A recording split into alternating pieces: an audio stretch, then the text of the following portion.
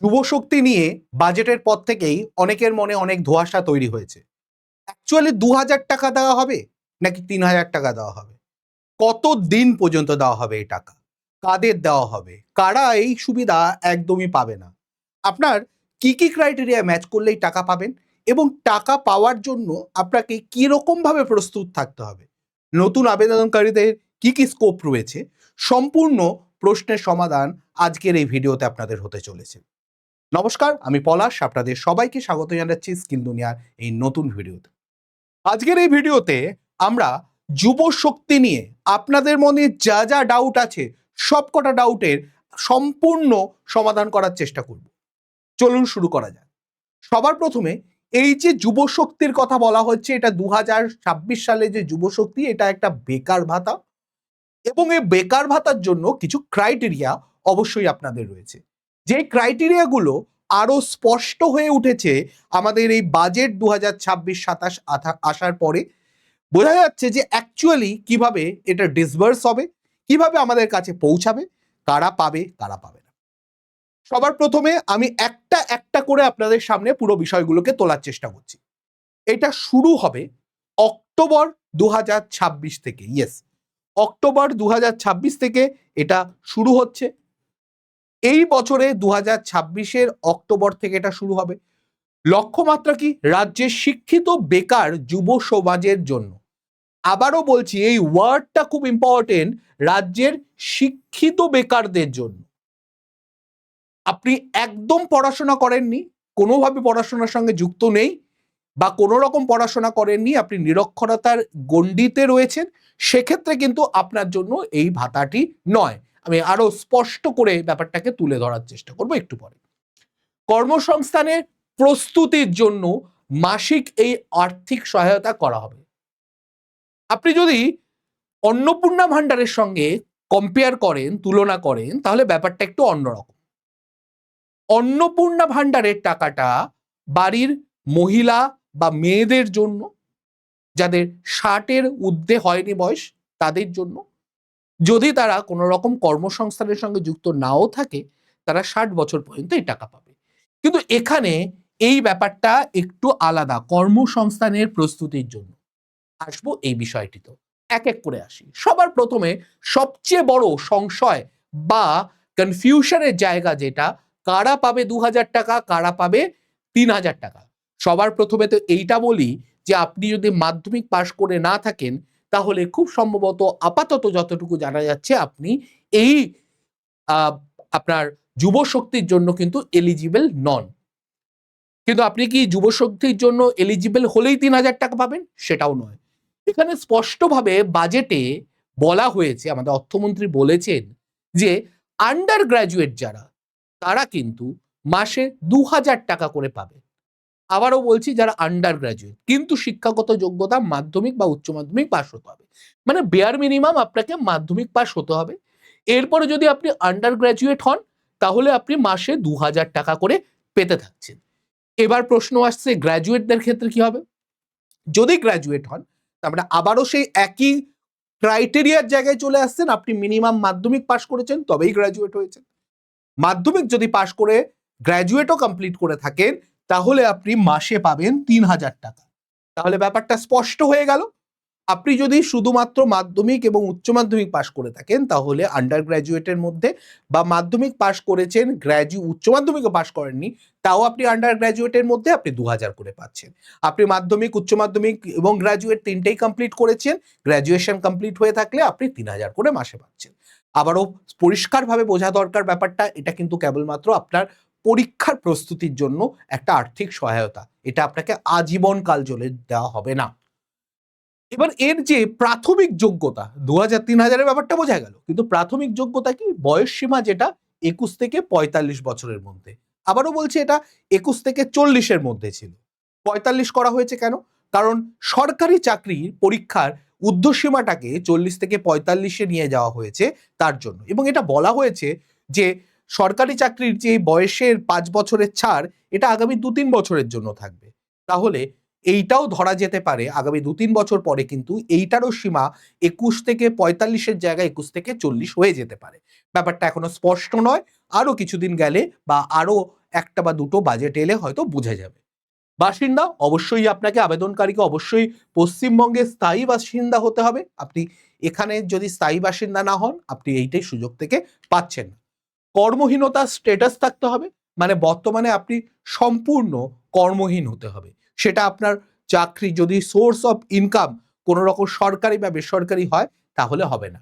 কিন্তু এখানে আরো কয়েকটা ব্যাপার আছে, যে ব্যাপারগুলো আমি এক এক করে আনবো। একটা খুব ভুল ধারণা চলছে, যেই ধারণাটাকে আপনাদের ভাঙতে হবে। আপনি শুধু না, আপনার আশেপাশেও যদি এই কেউ ভুল ধারণা নিয়ে বসে থাকে তাদেরকেও আপনাকে ভাঙাতে হবে।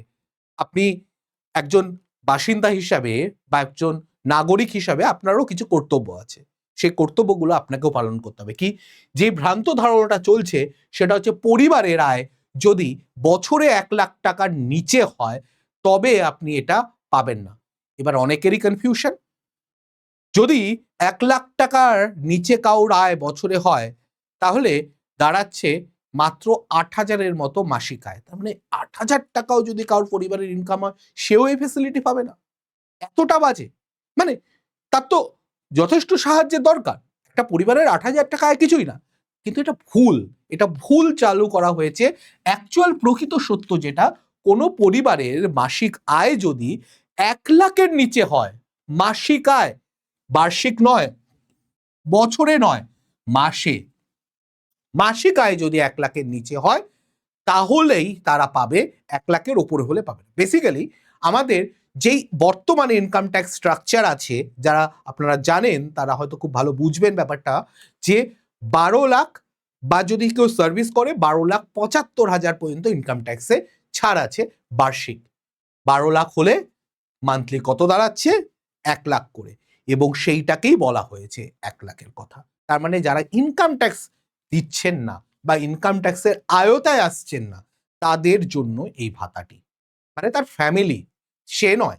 কেউ যদি ৫০,০০০ টাকা ইনকাম করে তাহলে সে পাবে না, কিন্তু তার ফ্যামিলিতে কেউ ১ লাখের নিচে ইনকাম করে একজনই, বা পুরো ফ্যামিলি তাতে চলছে, তাহলে সে কিন্তু এই ভাতার জন্য যোগ্য। বাকি ক্রাইটেরিয়া বললাম।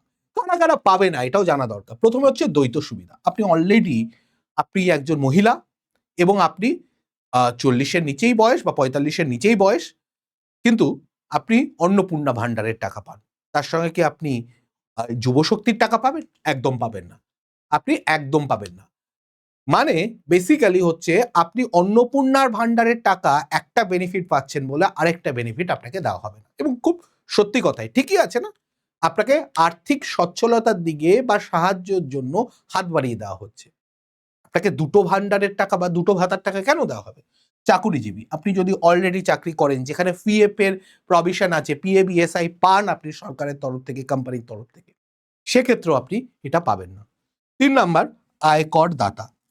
আয়কর দাতা মানে আবারও যেই জিনিসটা আমি কিছুক্ষণ আগে বললাম, ক্লিয়ার হলো? ১ লাখের বেশি মাসিক আয় যদি থাকে আপনার ফ্যামিলির কাউ, তাহলেও আপনি পাবেন না। এবার প্রশ্ন হচ্ছে প্রয়োজনীয় নথিপত্র বা কি কি জিনিস নিয়ে আপনাকে তার রেডি রাখতে হবে। প্রথমত হচ্ছে আধার এবং ভোটার কার্ড আপনার কাছে থাকতে হবে। যেকোনো সরকারি স্কিমের জন্য আপনার এটা খুব দরকার। ২ নম্বর, ব্যাংকের পাসবই। নিজের নামে কিন্তু এই পাসবইটা থাকতে হবে। আপনার নিজের নামে নেই, অন্য কারোর নামে আছে, আপনি কিন্তু এই বেনিফিট পাবেন না বলে নিশ্চিত থাকতে পারেন। এবং সেটা অ্যাক্টিভ থাকতে হবে, ডরম্যাট থাকলে হবে না। সেখানে অ্যাকাউন্টে টাকা যাতে ঢুকতে পারে এবং সেই অ্যাকাউন্ট যেন আধারের সাথে ডিবিটি লিঙ্ক করানো থাকে। আপনার মোবাইল নাম্বার এবং আধারের যাতে লিঙ্ক করানো থাকে এবং ব্যাংকের অ্যাকাউন্ট যেন সেই সঙ্গেই যেন লিঙ্কড থাকে। ওর সঙ্গে কোনোভাবে লিঙ্ক নেই তাহলে কিন্তু হবে না। তাহলে ডিবিটি লিঙ্কের জন্যও কিন্তু এটা দরকার। এরপরে হচ্ছে বয়সের প্রমাণপত্র। এরপরে যেগুলো দরকার, প্রথম হচ্ছে বয়সের প্রমাণপত্র। বার্থ সার্টিফিকেট দরকার। আপনি বয়স কত সেটা। যদি আপনি বার্থ সার্টিফিকেট না দিয়ে আপনি মাধ্যমিকের অ্যাডমিট কার্ড দেন তাহলেও চলতে পারে। মাধ্যমিকের অ্যাডমিট কার্ড হচ্ছে বয়সের প্রমাণপত্র হিসাবে কাজ করে। শিক্ষাগত যোগ্যতা, আপনি মাধ্যমিক পাশ কিনা, বা আপনি যদি আন্ডার গ্র্যাজুয়েট ক্যাটাগরিতে পড়ছেন না গ্র্যাজুয়েট ক্যাটাগরিতে পড়ছেন, যদি গ্র্যাজুয়েটের সার্টিফিকেট শো করতে পারেন তাহলে আপনি ৩,০০০ করে মাসে পাবেন। যদি সেটা শো করতে না পারেন, মাধ্যমিক বা উচ্চ মাধ্যমিক শুধু শো করতে পারছেন, তাহলে আপনি ২,০০০ টাকা করে পাবেন। এটা ধরে রাখতে পারেন।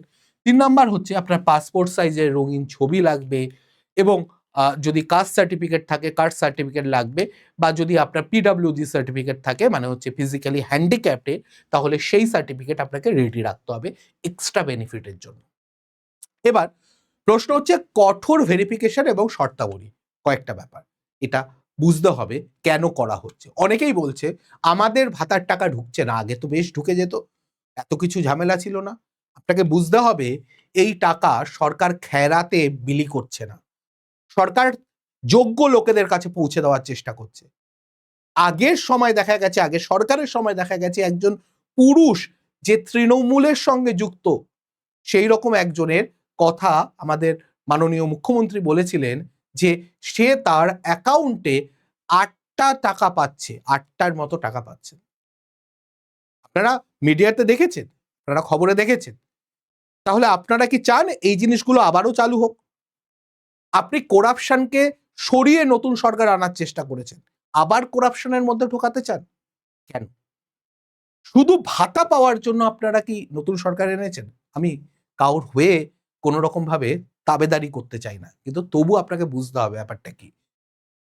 আপনার অসুবিধাটা কোথায়?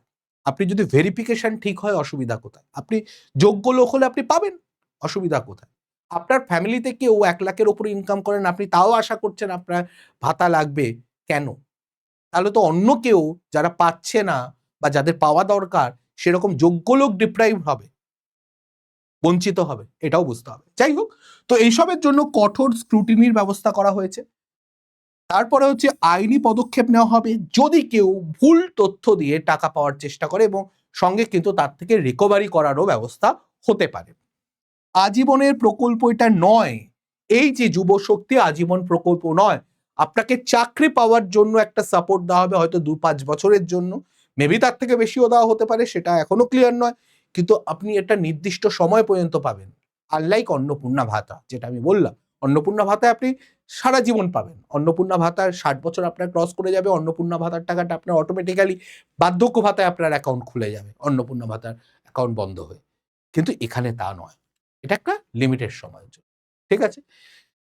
আপনি ফাইনাল যদি আমি বলি, আজকেই নথিপত্র প্রস্তুত করুন, যা, যা আপনার মার্কশিট বলুন, আধার বলুন, ভোটার কার্ড বলুন বা আপনার এজ সার্টিফিকেট বলুন, পুরো জিনিসগুলোকে রেডি করুন।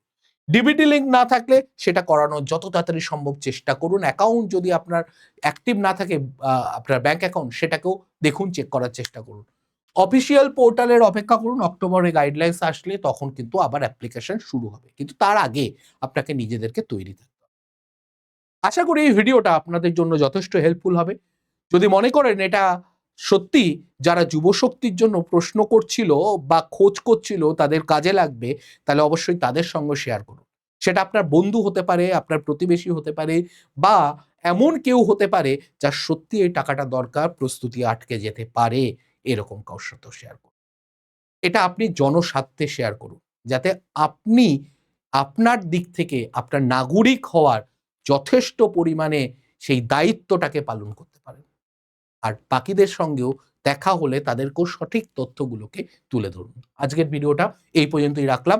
আপনি যদি আমাদের চ্যানেলটাকে সাবস্ক্রাইব না করে থাকেন, অবশ্যই সাবস্ক্রাইব করুন এবং আমাদের পাশে থাকুন, বেল আইকনটাকে প্রেস করে রাখুন, যাতে এইরকম সবকটা আপডেট আপনার কাছে পৌঁছে যেতে থাকে।